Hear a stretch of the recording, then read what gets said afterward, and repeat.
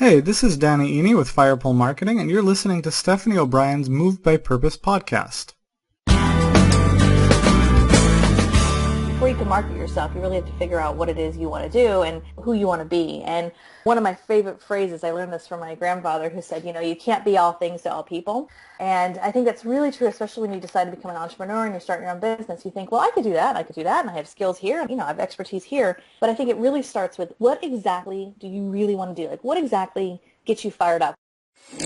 Are you longing to know what your purpose is? Are you on the wrong career path? Do you feel like there must be more to life? Don't worry, there's hope. It's time to be moved by purpose. Now your host, Stephanie O'Brien. You are listening to the Move by Purpose podcast, and it is your host, Stephanie O'Brien. I want to remind you all to check out my mastermind group if you have not connected with me already, and by the time this show airs and is published, there's actually still space for you. I know space is filling up, space is limited, and time is about to run out. So if you haven't done so already, make sure you take action and do not delay and miss out, because this does not get opened up until another 6 months. And today's guest is Katie Lance. She's a social media expert. She is the CEO and owner of Katie Lance Consulting. And she specializes in social media strategy and content development. She works with brands in the technology and real estate industries. She is also nationally known as a great keynote speaker at conferences and events, teaching the latest tools and strategies in social media, mobile, and technology trends. She's been featured on the Huffington Post and Inman News, among various other publications. And without further delay, I am going to welcome her to the show.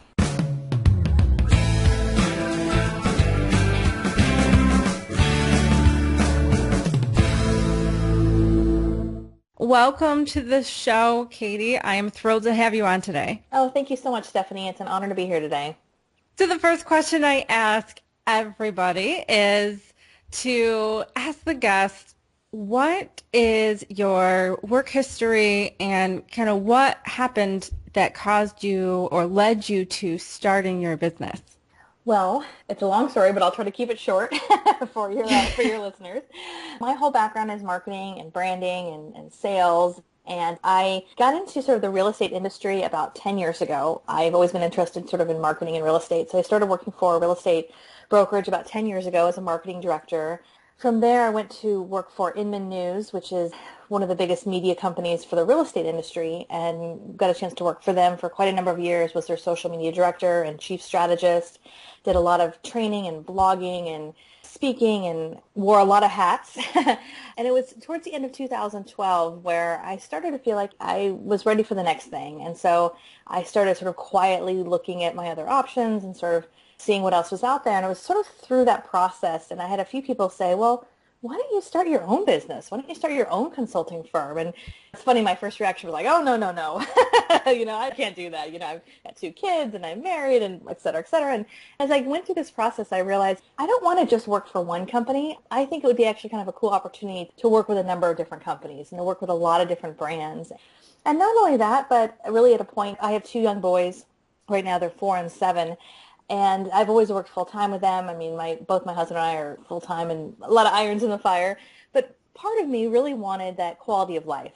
I was commuting an hour each way every day of the week. I really wasn't able to work from home. And although it was a great company and a great job and a great kind of trajectory, I just felt like for what I want to do in my career, the money I want to make, the place I want to be at in 5 years or 10 years, and to have that quality of life, that's sort of the path that led me to go out on my own. So in 2012, I started Katie Lance Consulting, quite frankly, because I couldn't think of a better name for my company than my own name.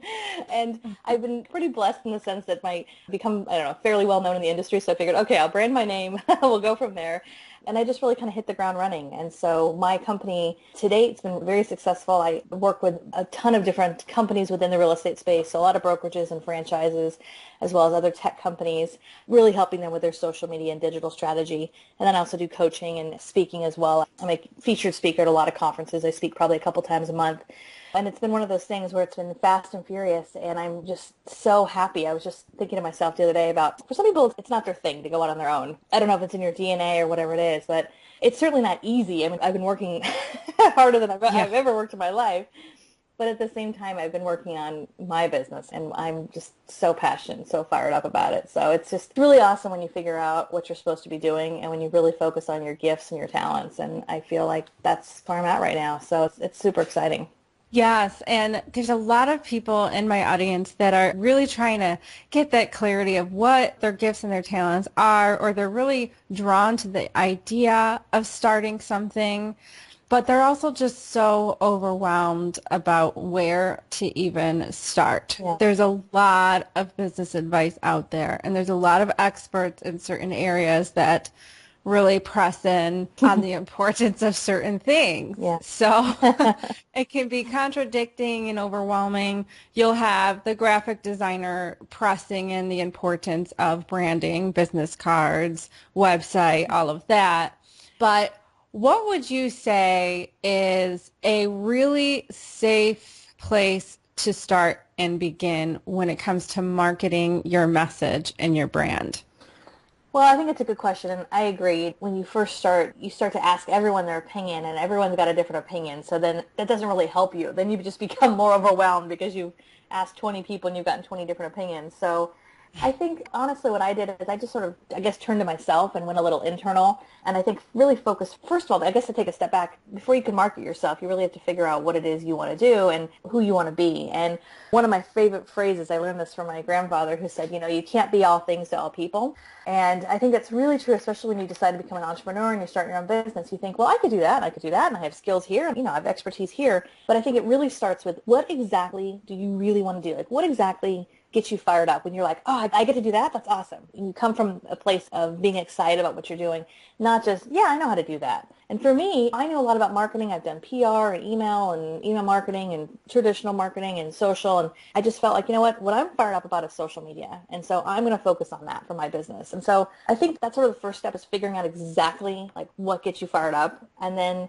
it's funny, I'm sort of the poster child for starting off without really anything. I didn't have a website for the first year of my business.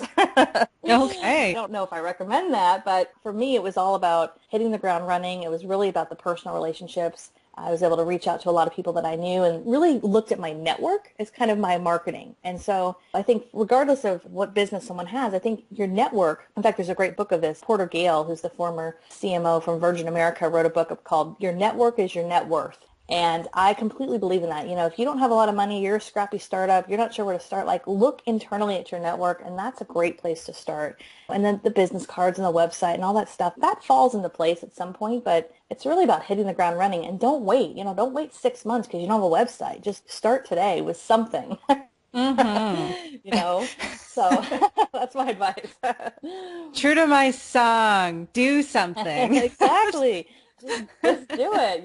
Nike had it right. I think sometimes, and I don't know if it's a female thing or what, but sometimes I think we just wait because we think, oh, I want to get everything ready and I don't have a business plan and, this and that and whatever. It's like, sometimes people don't like that phrase, fake it till you make it. But, that was how I was when I first started. I was like, I think I know what I'm doing. I don't know. And I just put yourself out there. And as you are going through that process, you will figure it out. Like, as you start talking to people and talking to customers or clients, you will start to figure it out because you have to, right? Yeah. You're putting yourself out there. So a very common question that I get from a lot of people is, I want to start my own business, but I'm really introverted. Mm-hmm. And so they believe that the successful entrepreneurs are all extroverts, that you have to go door to door and speak to tons of people, and that's the only way you're going to make it. Mm-hmm. But first of all, that's not true. Right. I mean, most of the entrepreneurs I network with are introverts. And in this day and age with technology and the internet and social media, mm-hmm. it is now easier than ever to build relationships without having to do the painful in-person networking or that awkward stuff if you're just not comfortable with it. So how can you use social media to build relationships? Well, I think that's a good question, a good point.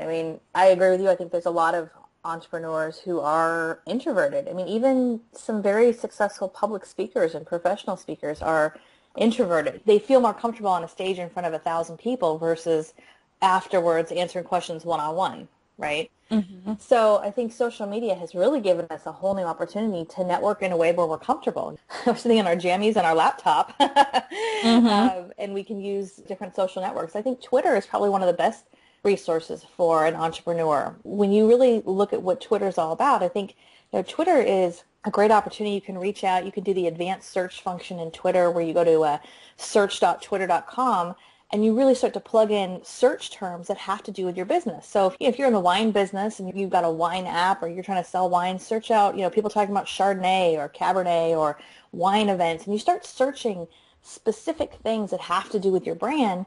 And then because of the nature of Twitter, jump into the conversation and really be a source of help, answering questions. And I think that's one way. And then, of course, with Twitter, searching out your own network and connecting with people that you know and being a valuable resource.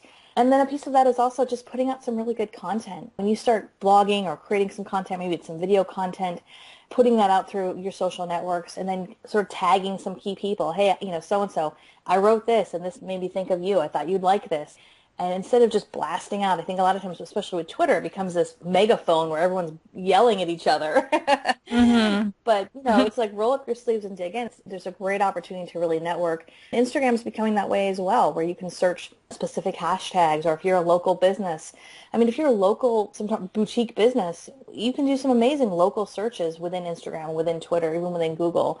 And a lot of it's just kind of, like I said, rolling up your sleeves and not being afraid to tweet or to reach out to people that you don't necessarily know personally yet, and understanding that with social media, that's okay. I mean, you're not going to send them a Facebook friend request, right? You don't know them, but you can certainly tweet them. You can reach out to them on Instagram. That because of the nature of the network, it's perfectly acceptable. So in this day and age, I think that's a big piece of it. And then, also using tools to help you facilitate that. I mean, I'll just give you one example really quick. For my email, I have an email that's powered by Google, so I can use, all the Google apps. And one of my favorite plugins is a plugin called Rapportive. You might have heard of Rapportive. Rapportive is fantastic. And basically what Rapportive does is when you're sending an email, a pop-up will appear on the right side of your email, which showcases that person's name and all of their information, but it'll show their public social media profiles. So if you also reach out to the editor of Fortune magazine or Forbes or, Stephanie O'Brien or whoever it might be, you want to take that conversation from email to social. Again, you're not going to probably connect with them on Facebook per se right out of the gate, but maybe you're going to send them a LinkedIn request, or you want to connect with them on Twitter. Rapportive is a great way to kind of bridge that gap between email and social. So that's just one little tool. I think it's great, especially for networking.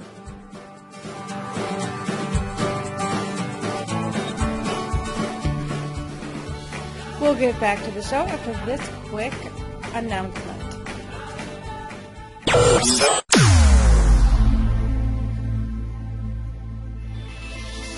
Want to know the secret behind the people that have built successful 6-figure and 7-figure businesses? I know I sure was wondering what that was. Of all the entrepreneurs I have interviewed, all of them have invested in their training and in the success of other people. So what is the fastest way to grow your business? You probably guessed it right if you've been paying any attention to any of the leading experts out there, and that is by joining a mastermind group. The best mastermind groups require a financial investment. This ensures the commitment of every member in the group. The free ones just do not have the commitment from the members. They have inconsistent attendance, which ends up being a waste of everyone's time. If you want to rapidly grow your business, it just won't happen if you do not invest any money. I hate to break it to you, but the businesses that grow the fastest are due to the fact that people have invested in their own personal and business development. They have invested in a mastermind group, hired coaches, paid for trainings, marketing, a supportive team to delegate and offload the responsibilities. It is a fact that you cannot build your business alone. Without the feedback, input, and idea sharing or brainstorming of other business-minded people, you will not see the success you are hoping to see anytime soon. Who is looking at your sales copy, your website, marketing flyers? If it's a friend or a family member, do they own their own businesses? Who is helping you process through and solidify networking strategies and rocking that sales process? What about the pricing on your packages? I cover all of these business boosting techniques and strategies in my mastermind group. So join my mastermind group to learn all the strategies, secrets, resources, and share ideas that will get you transitioned out of your day job in a year. This group is for people who are already clear on their business idea and are hustling to make things happen. This group will just speed up the success and boost your profits. At a bargain price of $250 a month, you will not find any other mastermind group out there like this that has the amount of training and coaching made available to you. Think you can't afford that? Trust me, you really cannot afford not to. Home study programs, books, and consuming free podcasts and blogs will only get you so far. Building your business with a group of committed members is the missing key to your business success. Don't delay. Register today and get a $50 off per month bonus.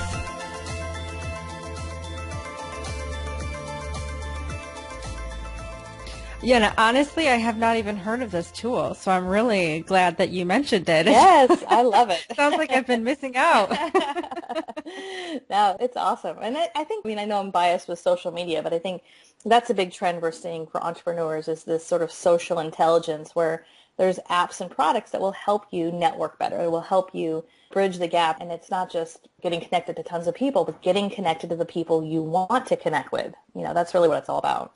Yeah, and I want to ask, what are the common mistakes that you see people making with social media? I see people that their goal is to just build up their platform and get like 1,000 followers, but in my opinion, I think there needs to be a strategy with those followers. You don't want just... Right. Yeah, anybody you could go, you could buy followers, you could buy likes, which is a big mistake. I see people all the time. They think, oh, well, if I'm going to create an app or I'm going to write a book or I'm going to do whatever, I need 20,000 followers. I'm just going to go buy those. And that, first of all, is one of the biggest mistakes I see is people going and buying likes or buying followers. And there's nothing wrong, by the way, with doing Twitter advertising or doing Facebook ads and doing some strategic advertising that are building up your followers or likes. But there's so many kind of third-party sites where you can go and buy followers and likes, and that's a huge mistake because you're kicking yourself really in the foot by doing that.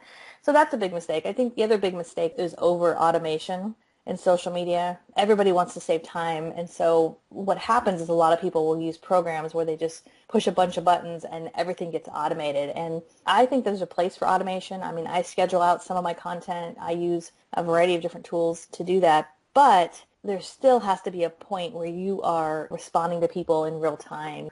You're being authentic. It's not just this auto feed of noise, So I think that's a big mistake. And it's interesting, if you look at a lot of people's Twitter feeds, 90% of what most people tweet about is they're blasting out information. It's like they're standing on the street corner with a megaphone just shouting, Yes.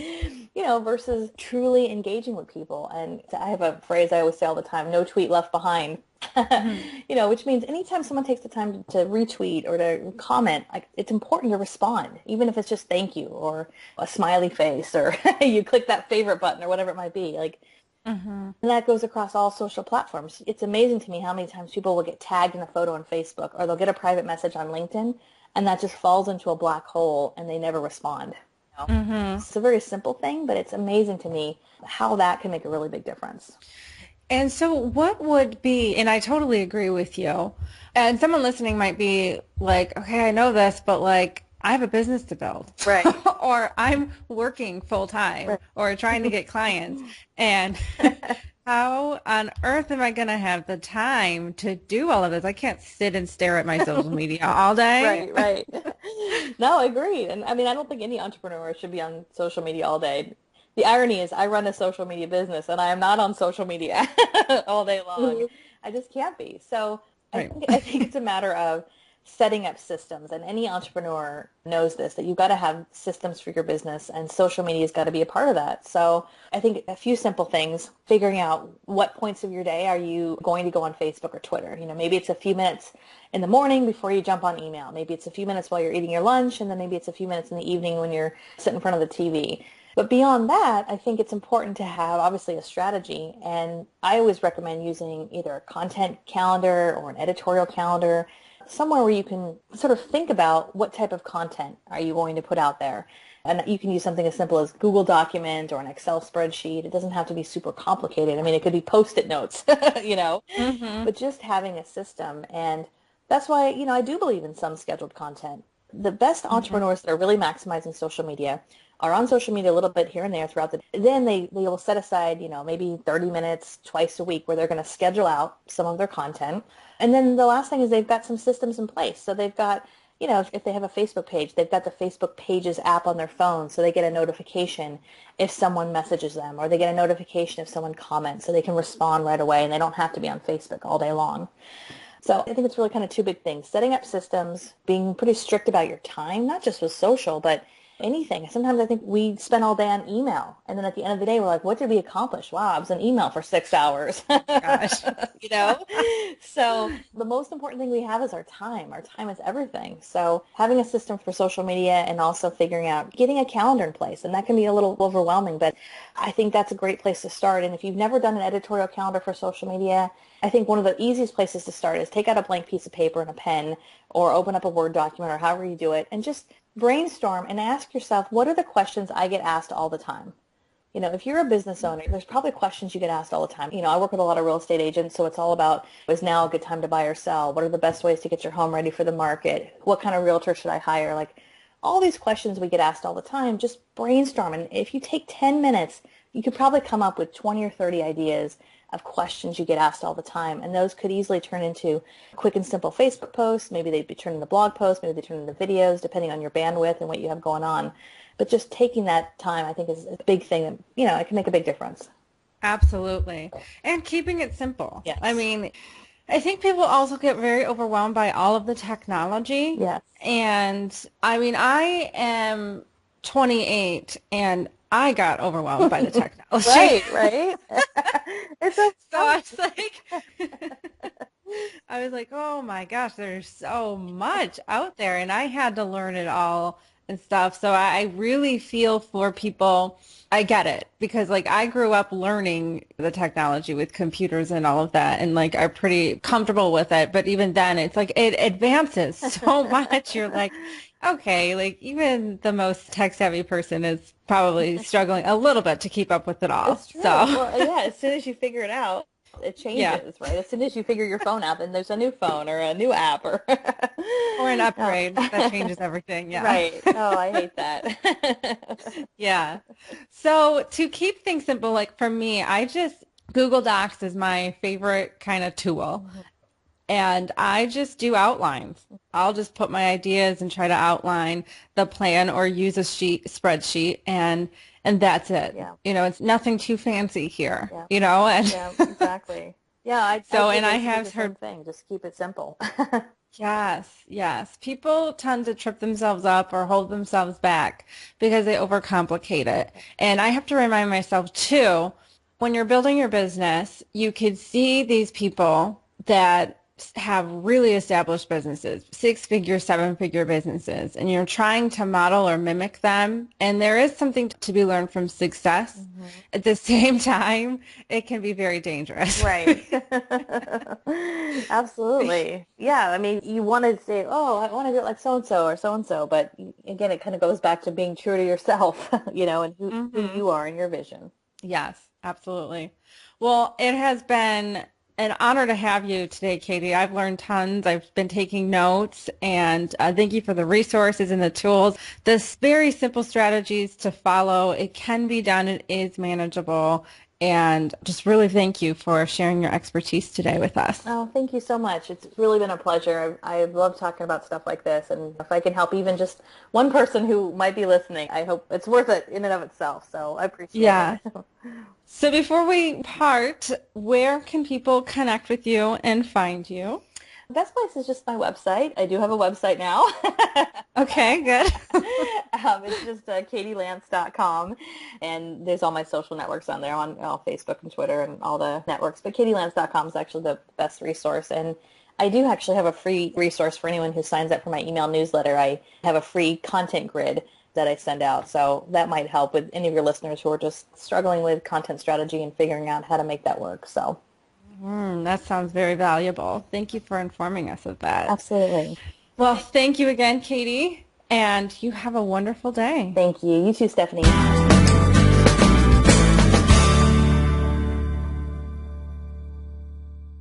I think one of the easiest places to start is take out a blank piece of paper and a pen, or open up a Word document, or however you do it, and just brainstorm and ask yourself, what are the questions I get asked all the time?